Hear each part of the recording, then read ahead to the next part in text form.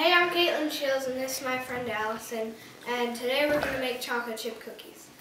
For this project, you will need 2 1/4 cup of all-purpose flour, 1 teaspoon of baking soda, 1 teaspoon of salt, 2 sticks or 1 cup of softened butter, 3/4 cup of granulated sugar, 3/4 cup of packed brown sugar, 1 teaspoon of vanilla extract, 2 large eggs, 1 package or 2 cups of Nestle chocolate chips, nuts, which are optional, an oven, a 1 cup, 1/4 cup, a 3/4 cup, a 1 teaspoon, and a small bowl, a large bowl, and a hand mixer.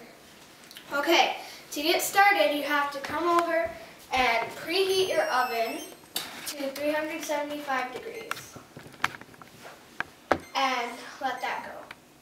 The next step is to combine 2 1/4 cup of flour, 1 teaspoon of baking soda, and 1 teaspoon of salt into a small bowl. So now we're going to do that.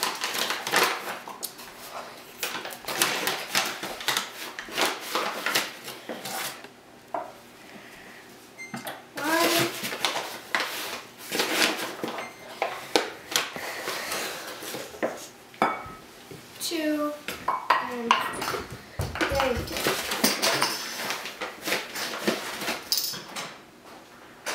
Then for the next step, you will need a teaspoon of baking soda,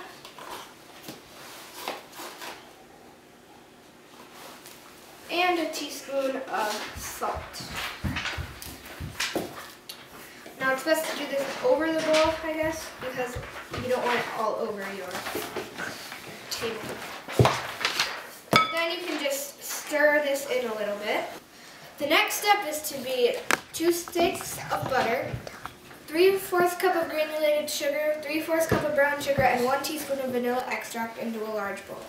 I've already put 1 stick of butter in here, and I've already pretty much softened it. Okay, after you do the butter, you will take a 3/4 cup of granulated sugar,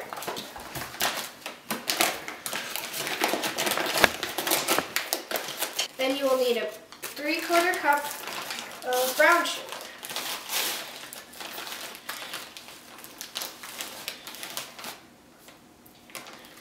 And finally, you need 1 teaspoon of vanilla extract. Again, you want to do it over the bowl in case it spills. Like mine. Then you beat it with your hand mixer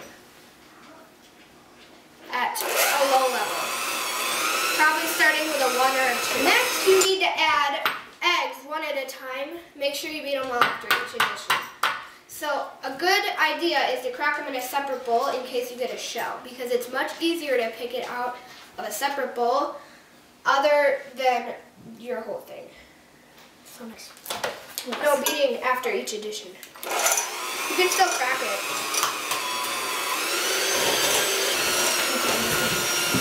Okay, just pour it in. Let's stop the dishes. Then you'll add the second egg.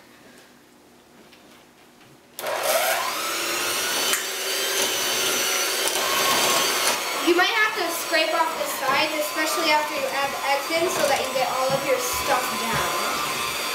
Then you will want to gradually beat in your flour mixture, Allison. So I'll just keep beating it on my hand, and then you just keep pouring it in.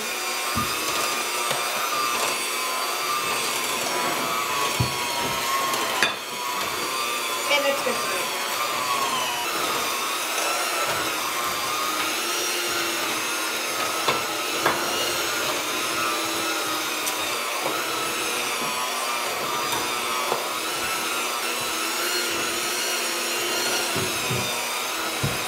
Okay, so now I've beat the flour mixture out of the bowl into this bigger bowl with all of the sugar, brown sugar, and stuff like that. This is what you should come out with. Now, you will want to stir in your chocolate chip. Make sure you use a spoon instead of a hand mixer because it will break up the chocolate chips. So you want to pour them in. then just stir it up.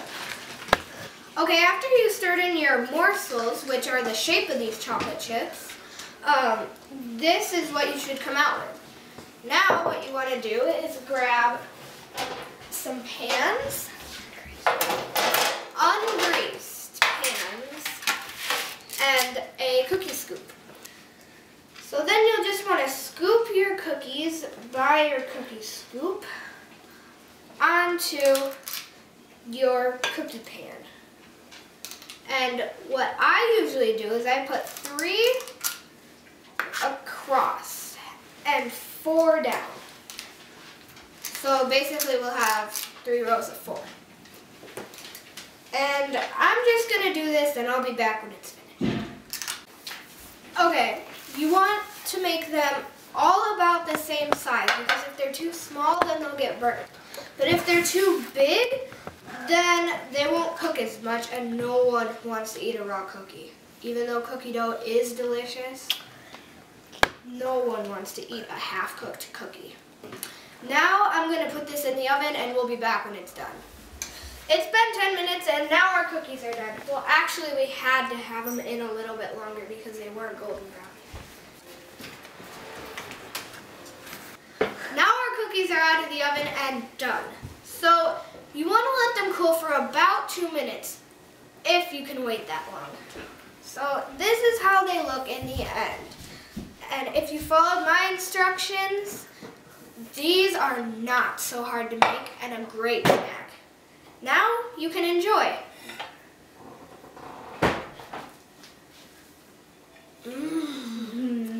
These are awesome. Yes, they are.